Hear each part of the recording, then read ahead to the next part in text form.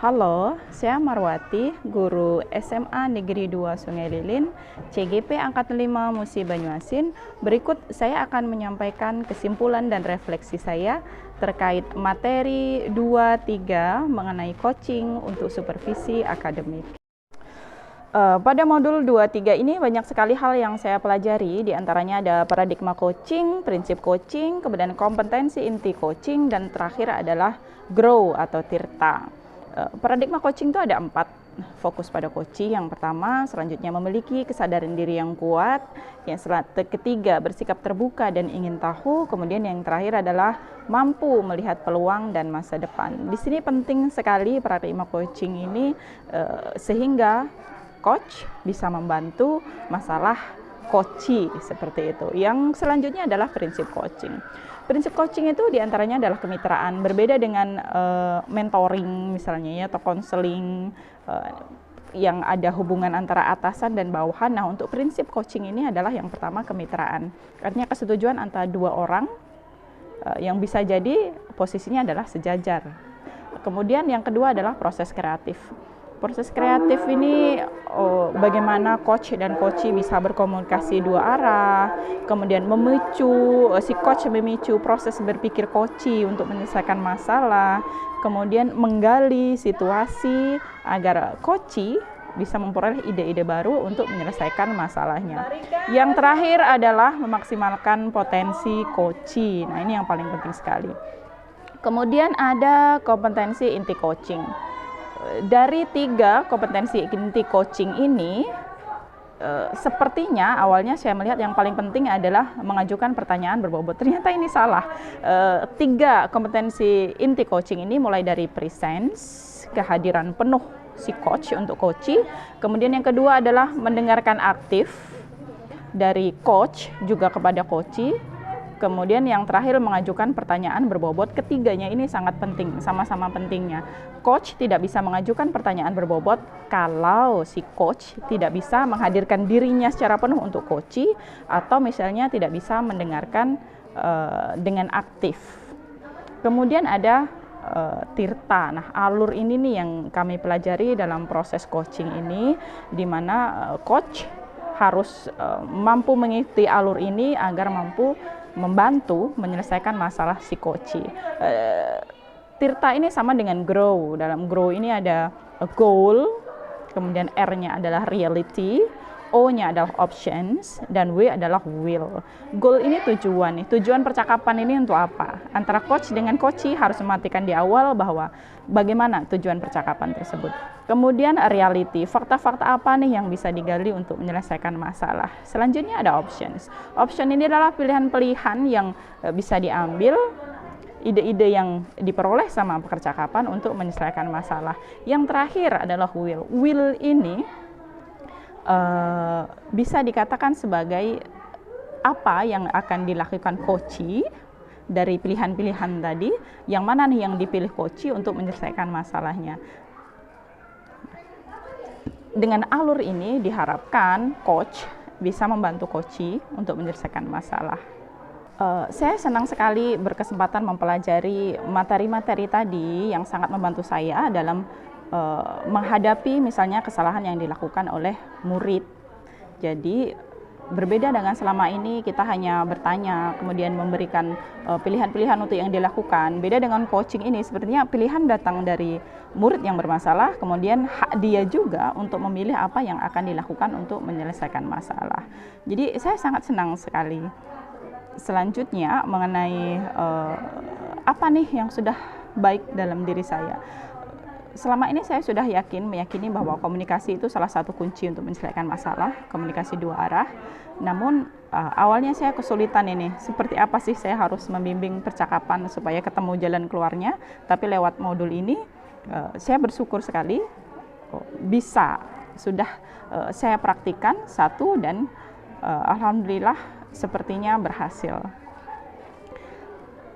Terkait keterlibatan saya nih dalam proses belajar ini, tentu masih ada yang perlu saya perbaiki, saya kembangkan, seperti dalam hal presence misalnya. Mungkin selama ini saya sudah merasa berusaha mendengarkan apa masalah yang dihadapi siswa, tapi mungkin bisa saya kembangkan lagi mengenai presence saya, bahwa murid bisa mempercayai bahwa saya ada untuk mereka. Ini yang sepertinya harus saya tingkatkan. Kemudian bagaimana saya mendengarkan dengan aktif agar saya bisa menggali informasi untuk menyelesaikan masalah, ini juga harus saya tingkatkan. Kemudian keterkaitan antara kompetensi ini dengan kematangan diri pribadi, bersyukur sekali juga sebelumnya sudah mempelajari tentang kompetensi sosial dan emosional. Jadi saya lebih bisa mengontrol diri saat siswa melakukan kesalahan. Di sana jika saya merasa saya tidak bisa mengontrol diri saya, ini untuk melakukan coaching, untuk melakukan restitusi misalnya, ada hal yang harus saya lakukan, mesti misalnya metode stop. Ini sangat membantu sekali. Hal-hal yang positif dalam diri saya, mungkin saya termasuk orang yang tidak mudah terpancing emosi, jadi ini juga membantu sekali untuk proses coaching. Kemudian ada hal yang saya ingin lebih tahu tentang si siswa ini, kenapa misalnya dia melakukan kesalahan tersebut. Ini juga membantu saya untuk memberikan pertanyaan-pertanyaan berbobot yang akhirnya bisa tergali masalah sebenarnya dari siswa ini apa sih gitu.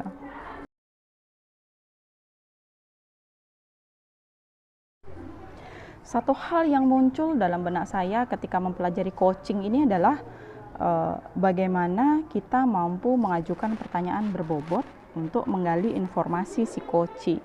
Saya juga sempat berpikir bahwa dari 3 kompetensi inti coaching ini, hal yang paling utama adalah mengajukan pertanyaan berbobot. Namun ternyata saya salah gitu.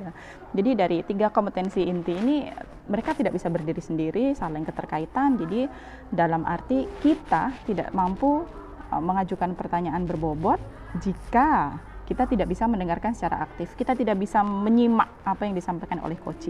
Kita juga tidak bisa menyimak yang disampaikan coach jika kita tidak menghadirkan diri kita secara penuh pada saat proses coaching gitu. Jadi 3 hal ini sama-sama pentingnya, kompetensi ini tidak bisa terpisah, dan sepertinya 3-tiganya harus dikuasai oleh seorang guru untuk melakukan proses coaching.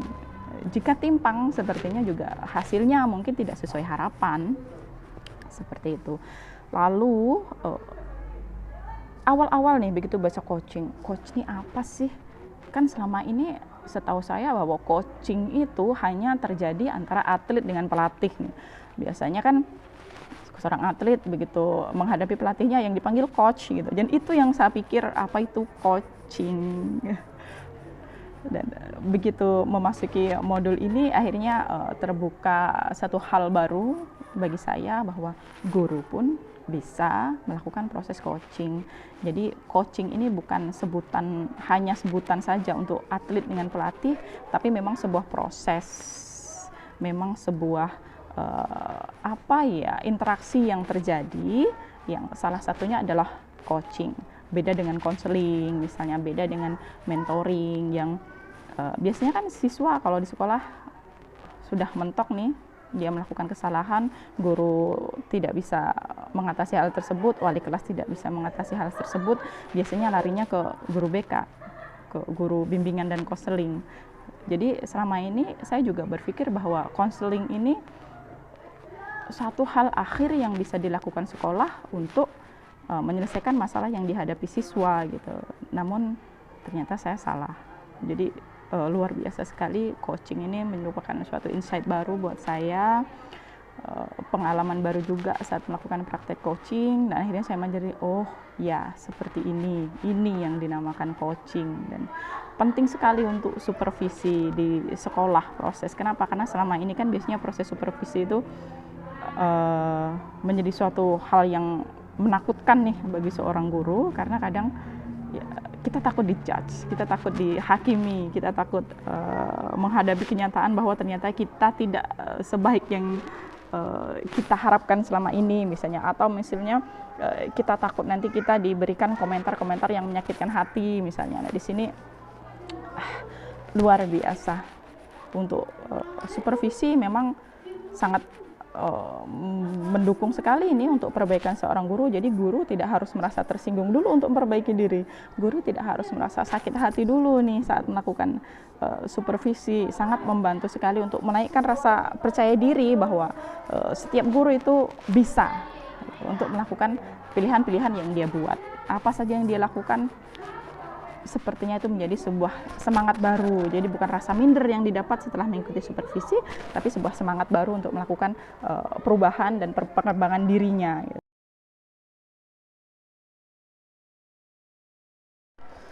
Modul yang paling berkaitan erat dengan modul 23 ini menurut saya adalah tentang kemampuan sosial dan emosional, tentang KSE. Dua modul ini sangat berkaitan karena seorang guru saat melakukan coaching nih, kalau dia sudah memiliki kompetensi sosial dan emosional yang bagus, maka harapannya coaching bisa berjalan mulus gitu ya.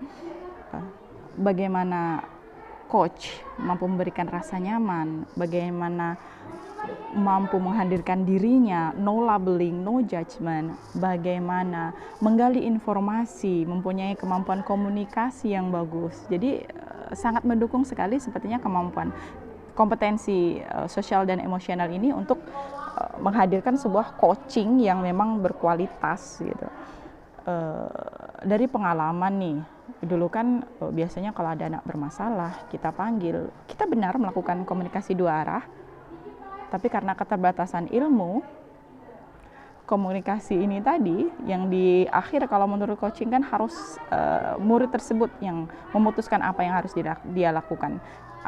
Sebelumnya yang saya lakukan adalah ya, seperti biasalah guru gitu ya, memberikan nasihat, memberikan ceramah panjang lebar bahwa kamu tidak seharusnya begini, bahwa kamu harus begitu, yang ini salah, yang ini benar gitu. Ini dilakukan oleh guru oleh coach, bukan oleh coach, konselor misalnya ya. Saat melakukan konseling, nah ternyata menurut prinsip coaching, jangan begitu, ini salah gitu ya. Jadi perbaikan kesalahan tadi diputuskan oleh murid, bukan oleh guru. Selama ini biasanya guru yang melakukan, kamu harus begini untuk melakukan kesalahan gitu, untuk memperbaiki kesalahan. Menurut coaching tidak begitu. Jadi siswa sendiri yang memutuskan apa sih yang akan saya lakukan, yang harus saya kerjakan agar saya bisa memperbaiki kesalahan atau agar saya berubah ke arah yang lebih baik, bagaimana menyelesaikan hal atau kesalahan yang sebelumnya sudah dia perbuat. Ini bedanya dulu sebelum mengenal coaching dengan sekarang. Belum lama kemarin saya dihadapkan dengan masalah siswa yang sangat jarang hadir di sekolah. Begitu diberikan panggilan, surat panggilan kepada orang tuanya juga tidak hadir ke sekolah. Saya berpikir mungkin ini bisa jadi siswanya bermasalah karena memang orang tuanya bermasalah gitu. Sepertinya kesalahan saya di sana. Saya sudah memberikan judgement di awal. Setelah saya mempelajari coaching ini, akhirnya saya berusaha membuka jalan gimana nih biar ini bisa selesai gitu masalah ini. Karena sebenarnya sudah dipanggil siswanya, sudah melakukan komunikasi, tapi sepertinya masih tidak berubah. Kemudian saya coba buktikan dengan memberikan coaching ini, dengan segitiga restitusi, dengan mencoba memberikan rasa nyaman agar murid bisa bercerita hal yang mungkin selama ini dia simpan sendiri gitu. Dan ternyata benar, berhasil gitu.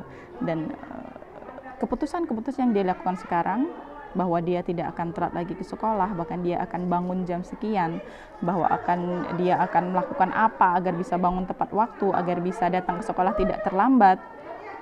Itu keputusan dari si murid sendiri. Dan ternyata sekarang faktanya murid tersebut prosentasi kehadirannya sudah jauh lebih besar daripada sebelumnya. Sebelumnya mungkin dalam seminggu bisa 3-4 kali tidak hadir dalam satu minggu. Tapi untuk sekarang hampir setiap hari hadir. Kemudian kalaupun tidak hadir sepertinya ada alasan yang bisa kita pahami. Misalnya karena dia rumahnya berlokasi jauh dari sekolah, kadang kalau lagi hujan deras di pagi hari dia memutuskan untuk tidak hadir. Ya okelah, kita sebagai guru juga paham gitu. Selain itu, sebenarnya jika tidak ada alasan yang memang mengharuskan membuat dia tidak bisa hadir ke sekolah, dia tetap hadir, gitu. Jadi ini saya anggap sebagai sebuah keberhasilan dari proses coaching, proses memanfaatkan tentang segitiga restitusi, proses bagaimana kita meningkatkan kompetensi sosial emosional kita sebagai guru terhadap siswa. Jadi luar biasa, pengalaman yang luar biasa.